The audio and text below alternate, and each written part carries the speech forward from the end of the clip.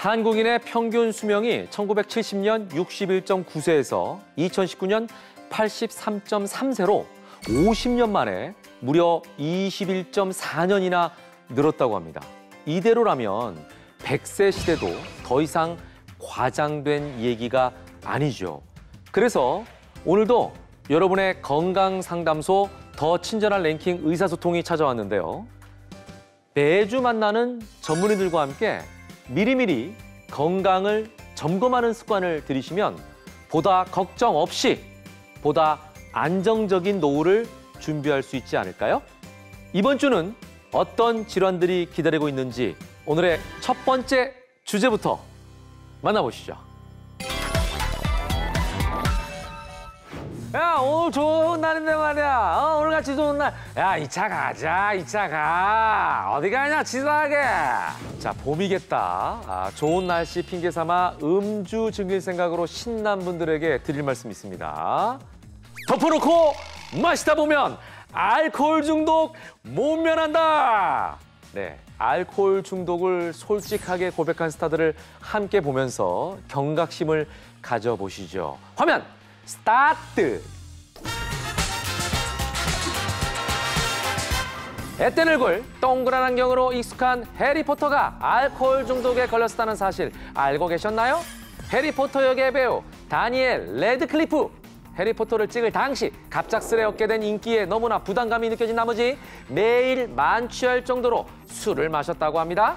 에휴, 어떤 술을 마셨는지 기억할 수 없을 정도로 마셨는데 그게 좋았어요. 다음날 괜찮냐는 문자가 쏟아져도 일어나질 못했죠.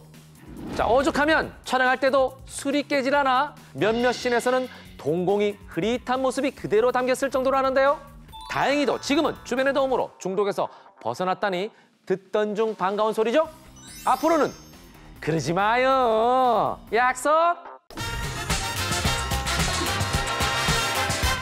연예계 소문난 주당하면 박나래 씨를 빼놓을 수가 없죠? 방송에서도 여러 번 공개된 나래바. 이곳에만 들어가면 흐르는 시간도 있게 되니 나래바에서 2박 3일간 음주를 즐겼다는 증언 아닌 증언도 수차례였습니다. 박나래 씨는 출연하는 방송에서 알코올 의존도 테스트를 받기도 했는데요. 진단 결과 관련 항목에 모두 해당되면서 전문의 상담이 시급하다는 평가를 받았습니다. 예, 물론 방송 때문에 재미를 위해서 그러셨겠지만요. 건강을 생각해서 조금만 자제해 주세요, 나래 씨. 자, 저와 함께 주당들에게 딸랑딸랑 경종을 울려주실 분 모셨습니다. 정재훈 원장님 나오셨습니다. 어서 오십시오. 반갑습니다. 네, 안녕하세요. 반갑습니다. 네. 자, 일단은 정재훈 원장님은 술을 안 드시나요? 저도 가끔 먹습니다. 그러니까 술을 아예 못 먹기는 참 어려워요, 사회생활 하기가. 그렇죠. 또 한국의 현실도 그렇죠. 그러니까 적당히가 이제 중요한 건데. 맞습니다. 예. 알코올 중독. 네. 이게 이제 알코올 사용 장애라고도 부르더라고요. 네, 맞습니다. 예. 이게 이제 랭킹으로 스타들의 사례를 저희가 만나봤지만 우리나라에 알코올 중독자들이 많으신가요? 네, 생각보다는 많고 심각한 상태라고 판단이 됩니다. 최근에 그 정부 부처 발표 자료에 의하면 술을 즐기는 군들이 20대 이상에서는 남성의 85%, 여성의 55%에서 음주를 즐기고 계신데요. 이들이 소비하는 음주량을 계산을 해보면 1년에 맥주로 따지면 한 150병, 그리고 소주로 따지면 한 60병 이상을 소비하고 있습니다. 그리고 더 심각한 것은 치료가 필요한 알코올 중독이 의심되는 분들이 한 155만 명이 현재 계신다라고 추정되고 있고요. 이로 인한 사회경제적 비용이 23조 이상이 지금 소비되고 있습니다. 그렇기 때문에 이건 사실 좀 심각한 문제로 봐야 됩니다. 근데 저도 뭐 할 말이 없는 게 여기에 조그맣게 일조를 하지 않았나 싶어서 양심에 좀 가책이 느껴지는데. 그렇게 따지면 저도 일조했습니다. 건강검진할 때 일주일에 몇 번 드세요, 몇 번 드세요, 뭐 이런 거 나오잖아요. 그렇죠. 적을 때마다 저도 살짝 당황하면서 걱정스럽게 적기는 하거든요.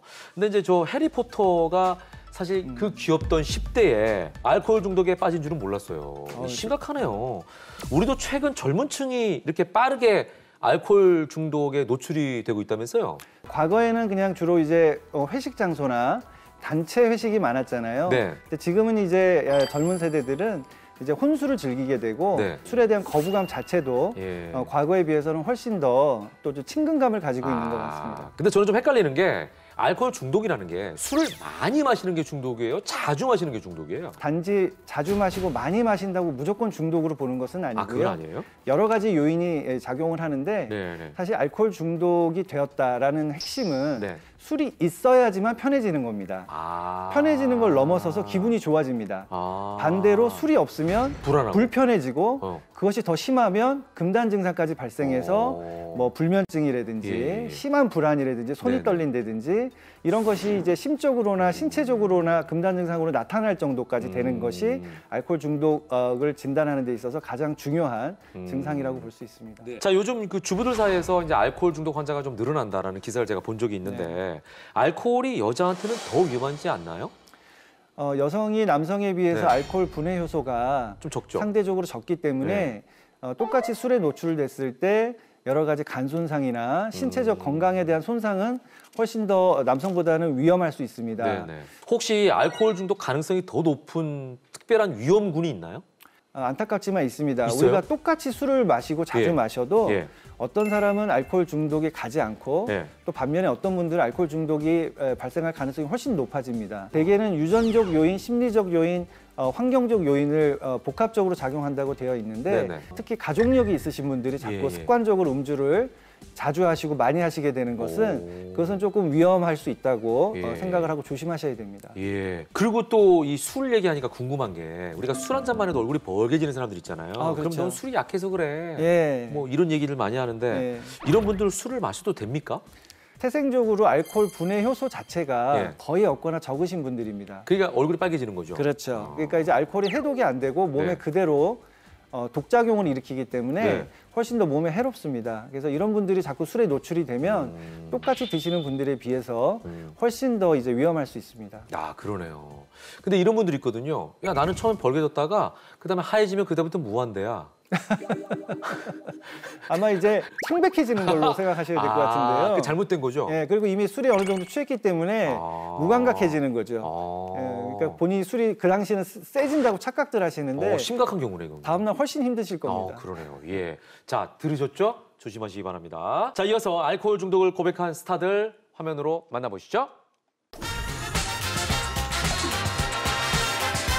3위는 가수 겸 방송인 이상민 씨네요. 화려했던 룰라 시절의 영광을 뒤로하고 연이은 사업 실패로 빚더미에 앉았던 이상민 씨. 방송을 계속하면서도 빚을 청산하느라 출연료가 압류되는 등 갖은 고생을 했는데요. 그 과정에서 알코올 중독에 빠졌던 사실을 고백해 안타까움을 자아냈습니다. 술에 취해 잠들고 술이 없으면 불안해하는가 하면 필름이 끊기거나 기억력이 떨어지는 현상까지 겪었다는데요. 결국 건강이 더 나빠지기 전에 치료를 받아서 지금은 술을 완전히 끊었다고 하는군요. 술도 끊고 수십억 빚도 모두 갚았으니 대단하죠? 이상민 씨의 노력에 박수를 보냅니다.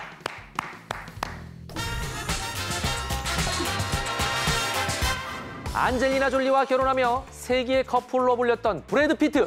2005년 영화 촬영장에서 만나 사랑에 빠진 두 사람은 10여 년의 열애 끝에 결혼을 올렸는데요.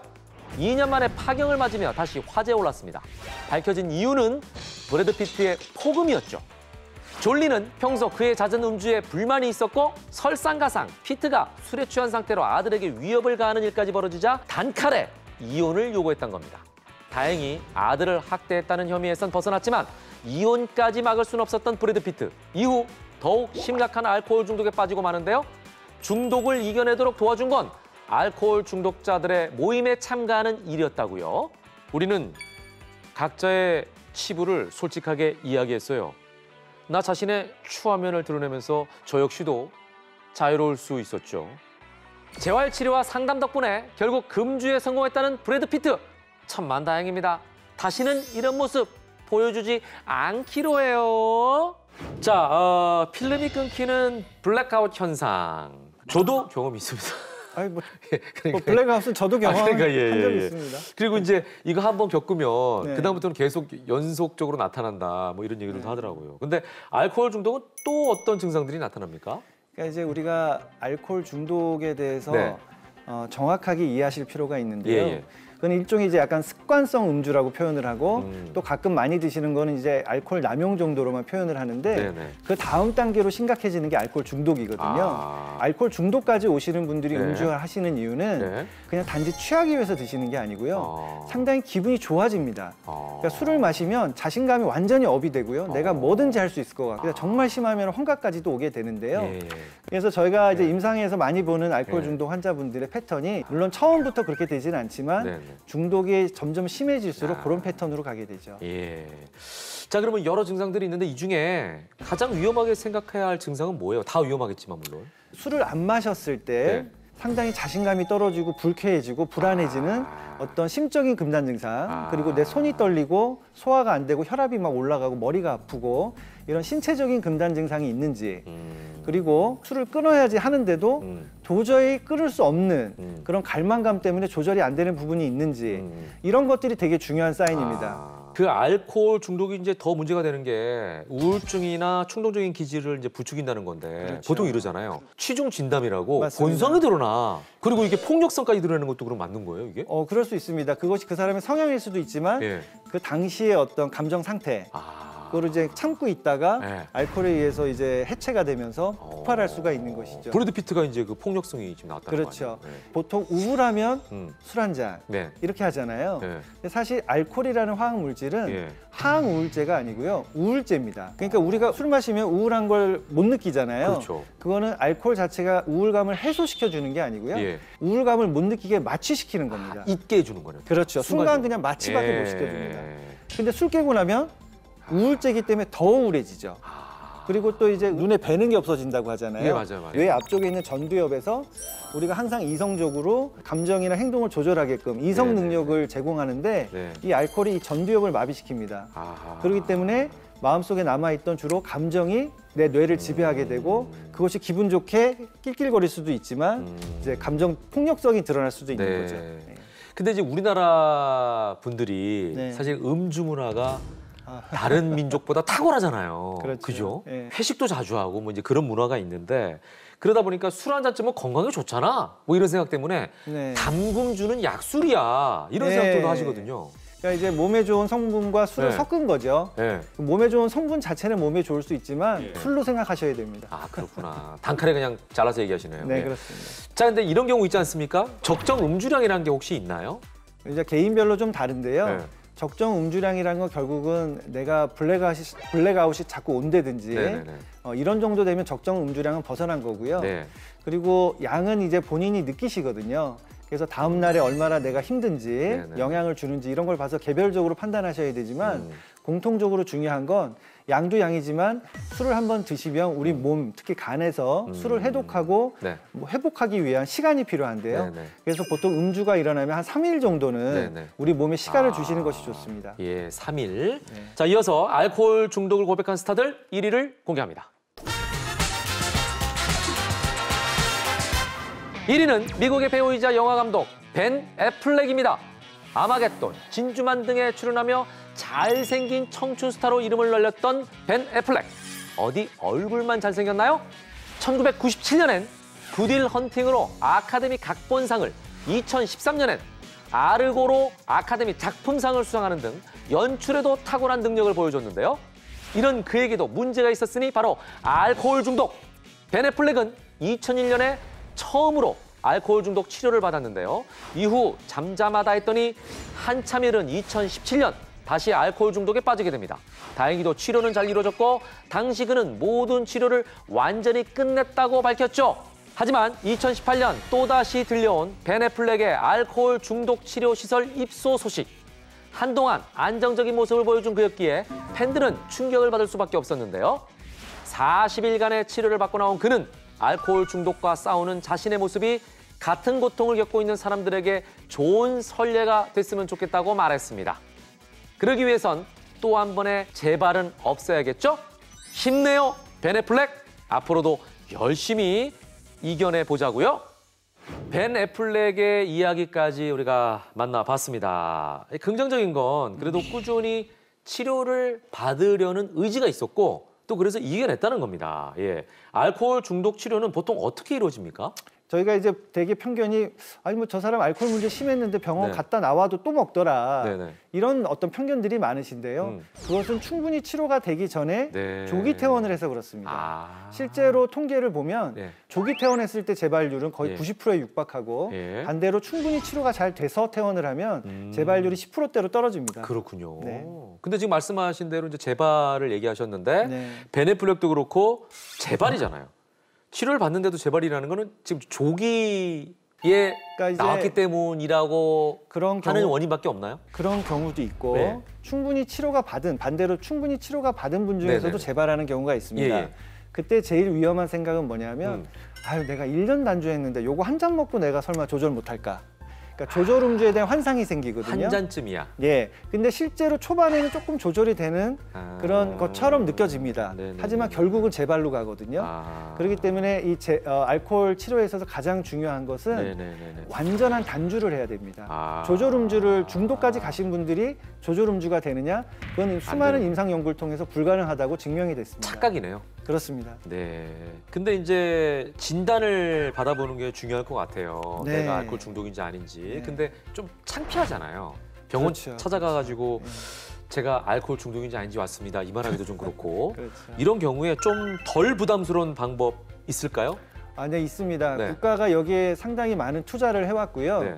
우리가 흔히 중독관리통합지원센터라고 국가가 운영하는 이런 중독 관련 센터가 있습니다. 지자체에 있는 정신건강복지센터라는 곳에서 중독 관련된 부분도 도와드립니다. 아. 그래서 거기에 방문을 하시면 네네네.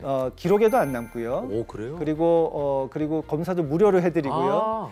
국민들이 낸 세금으로 운영되는 곳이기 때문에 예. 복지 개념으로 운영합니다. 오. 그리고 만약 여기에서 치료가 필요하신 분이라고 판단이 되면 네네네네. 그분에게 적절한 병원도 소개해드리고 오. 정말 치료가 필요할 때 경제적인 어려움으로 네. 용기를 내기 어려운 분들에게는 네. 그런 치료비 지원 사업도 연결해 드립니다. 중요한 건 여러분의 결정이네요. 결정, 네. 결정과 선택, 의지 이런 것만 있으면 되실 것 같습니다. 자, 알코올 중독을 예방하는 건강한 음주 습관이 있을까요? 가족력에서 확실히 중독이 있는 분들은 그냥 술을 멀리 하시는 게 좋을 것 같습니다. 네. 자, 스트레스를 풀 수 있는 방법이 여러 가지가 있는데 음주만 있는 건 아니거든요. 예, 다른 방법을 또 찾아보시는 게 좋을 것 같다는 생각도 한번 해봅니다.